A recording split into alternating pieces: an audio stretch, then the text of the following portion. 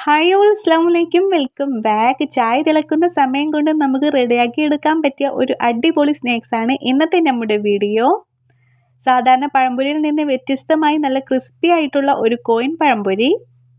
വളരെ കുറഞ്ഞ ചേരുവകൾ കൊണ്ട് പെട്ടെന്ന് തയ്യാറാക്കാൻ പറ്റുന്ന ഈ റെസിപ്പി എങ്ങനെയാണെന്ന് നോക്കാം. ഒട്ടും സമയം കളയേണ്ട, നമുക്ക് നേരെ വീഡിയോയിലേക്ക് കടക്കാം.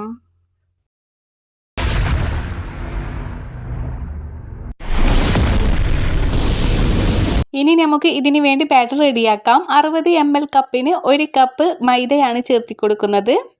അതുപോലെ തന്നെ 2 ടേബിൾ സ്പൂണോളം അരിപ്പൊടി ചേർത്തി കൊടുക്കാം. ഇനി വേണ്ടത് 1 ടീസ്പൂണോളം പഞ്ചസാര ചേർത്തി കൊടുക്കാം. മധുരം ഒന്ന് ബാലൻസ് ചെയ്യാൻ വേണ്ടിയിട്ട് ഒരു നുള്ളു ഉപ്പും അതുപോലെ തന്നെ 1/4 ടീസ്പൂണോളം ബേക്കിംഗ് സോഡയും 1/2 ടീസ്പൂണോളം മഞ്ഞൾപ്പൊടി കളറിന് വേണ്ടിയിട്ടാണ് കേട്ടോ. പിന്നെ നമുക്കിതിൽ പ്രധാനപ്പെട്ട സംഭവമാണ് 1/2 ടീസ്പൂണോളം ചെറിയ ജീരകം. പിന്നെ ആവശ്യത്തിന് നമുക്ക് ഓപ്ഷനിലാണ് കുറച്ച് കറുത്ത എള്ളും കൂടി ചേർത്തി കൊടുക്കാം, 1 ടീസ്പൂണോളം കേട്ടോ. കാണാനൊരു ഭംഗിക്കൊക്കെ വേണ്ടിയിട്ടാണ് ചേർത്തി കൊടുക്കുന്നത്. തീർച്ചയായും ഓപ്ഷനിലാണ്, നിങ്ങളുടെ കയ്യിൽ ഉണ്ടെങ്കിൽ ചേർത്തി കൊടുക്കാം.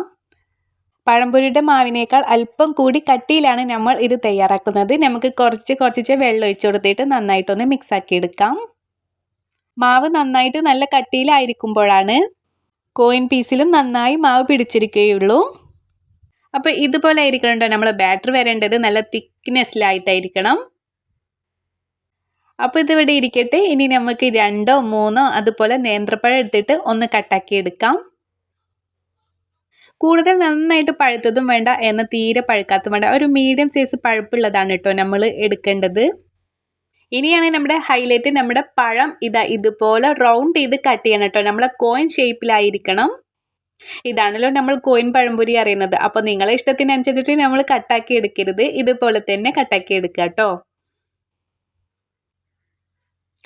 അപ്പോൾ ഞാനിവിടെ 2 എണ്ണമാണ് കേട്ടോ കട്ടാക്കിയത്. തന്നെ നമുക്ക് കുറേ എണ്ണം ഉണ്ടാക്കിയെടുക്കാം. അപ്പോൾ ഇതുപോലെ മുഴുവനായിട്ടും കട്ടാക്കി എടുത്തിട്ടുണ്ട്. ഇനി നമ്മുടെ ബാറ്ററിലോട്ട് കട്ടാക്കി വെച്ച പഴങ്ങളെല്ലാം ചേർത്തി കൊടുക്കാം. ഇനി നന്നായിട്ടൊന്ന് ഡിപ്പ് ചെയ്തെടുക്കാം. റെസ്റ്റ് ചെയ്യാൻ വെക്കൊന്നും വേണ്ട കേട്ടോ. ഇനി നമുക്ക് നല്ല ചൂടായ എണ്ണയിലിട്ടിട്ട് ഫ്രൈ ചെയ്തെടുക്കാം.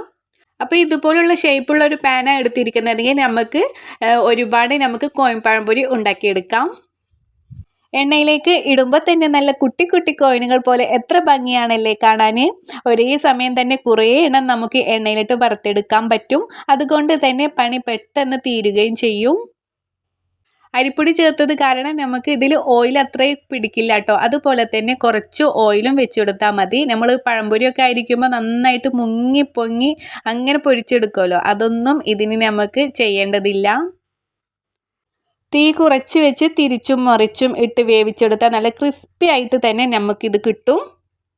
ഇതുപോലെ ഗോൾഡൻ കളറായാൽ നമുക്ക് എണ്ണയിൽ നിന്ന് കോരിയെടുക്കാം. എള്ളൊക്കെ ചേർത്തത് കാരണം കണ്ടോ, നമുക്ക് കാണാനൊരു ഭംഗിക്കെന്ന് പറഞ്ഞില്ലേ ഞാൻ. തിരിച്ചും ഓപ്ഷനിലാണ് കേട്ടോ, പക്ഷെ കാണാനൊരു ഭംഗി വേണ്ടിയിട്ട് നമുക്ക് അങ്ങനെ ഉണ്ടെങ്കിൽ ചേർത്തി കൊടുക്കാം. അതുപോലെ തന്നെ ചെറിയ ജീരകത്തിൻ്റെയൊക്കെ ഒരു സ്മെല്ല് നന്നായിട്ട് വരുന്നുണ്ട്. ഇനി ബാക്കി വന്നതും കൂടി നമുക്ക് ഇതുപോലെ വീണ്ടും ഫ്രൈ ചെയ്തെടുക്കാം. പഴത്തിൻ്റെ അളവ് കൂട്ടിയെടുക്കുമ്പോൾ അതിനനുസരിച്ചിട്ട് നിങ്ങൾ ബാറ്ററും കൂട്ടിയെടുക്കണം കേട്ടോ. ഞാനിവിടെ 2 പഴം വെച്ചിട്ടാണല്ലോ ഇങ്ങനെ ഉണ്ടാക്കിയെടുക്കുന്നത്. അപ്പോൾ ഞാൻ 60 ml കപ്പിന് മൈദയൊക്കെ ചേർക്കുമ്പോൾ നിങ്ങൾ അതിൻ്റെ ഡബിളായിട്ട് എടുക്കണം. പിന്നെ അരിപ്പൊടിയുടെ അളവും കൂട്ടിയെടുക്കണം കേട്ടോ.